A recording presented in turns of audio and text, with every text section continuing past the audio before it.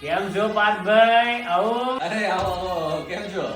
તમે બોલાવો એટલે અંદર આવવું પડે ને અમારે. હા, અમે તો કોણ હે? અરે બેસો બેસો.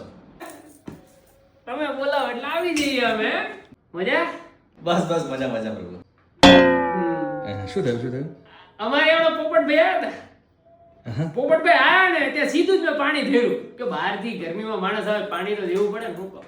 અરે સોરી પ્લીઝ એટલે આ તો હું છે ભાઈ, મહેમાનને પાણી પીવડાવો તો પુન મળે કેવું.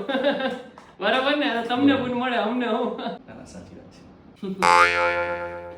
અમારે ત્યાં તો પેલા પોપટભાઈ આયા હતા ને તો મેં તો પહેલા જ એમને કોફી પાઈ દીધી. હું લો કોફી પીઓ. આ મહેમાન આવે તો આપણે તો આગતા સખતા કરવી પડે ને કેવું. બરોબર ને? અરે સોરી હે ઇન્ક્રીમેન્ટ કોફી. અરે મંગાઈ લો હવે. એટલું કોચ છો તો હવે વાંધો નહીં, પી નાખીએ. હેલો.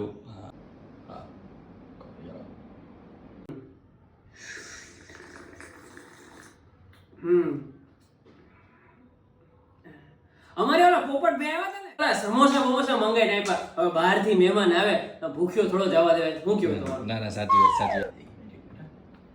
આ સમોસા મંગાવા છો? આ તમારે અહીંયા ઓલા મોહન છે ને, મોહન હા એને હારા આવે છે. ના, 100%. તમારે પુન મળે ભાઈ ખવડાવવાથી. ના, 100%. પુન મળે એમ વાત છે. સમોસા કરો. આ લેજો હો તમે, આપણે ભૂખડ નથી. તમારા માટે લેજો એમ, આપણે તમને પુન મળે ભાઈ. હા જી તમને ખબર હે અમારે જો પોપટભાઈ આવ્યા હતા ને એમને તો મેં એસી બિહાડ્યા હતા. હવે ગરમીમાંથી કોઈ આવે અને બચારો આમ પસીને જેમ ખાતો હોય એમને ઘણા એસી.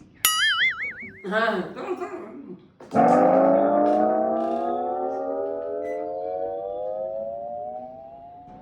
ઠંડુ લાગે, સારું લાગે. એસી તમારું હાઈ કંપની લાગે. સારું છે. અમારે જો ઓલા પોપટભાઈ આવ્યા હતા ને ત્યારે અમે તો એમને વ્યવસ્થા કરી આપી હતી. મહેમાનને નાનો પડાય યાર. મહેમાનની તો ભૂલ આગતા શકતા કરવાની. પુણ્ય મળે પુણ્ય. અચ્છા સમજો છો ને? મને પણ એક વિચાર આવે છે. ચલો આપણું થઈ ગયું પૂરેપૂરું. આજનું પૂરું મોજ. બહુ પૂન કરી લીધું નહીં? ના બસ હાલશે. એક દી આટલું પુણ્ય કમાવાનું હોય, વધારે ન હોય. થોડું પાપ કરી લઈએ. તમે જાઓ ને, તમે જાઓ. પુણ્ય કરવાનું ઉભર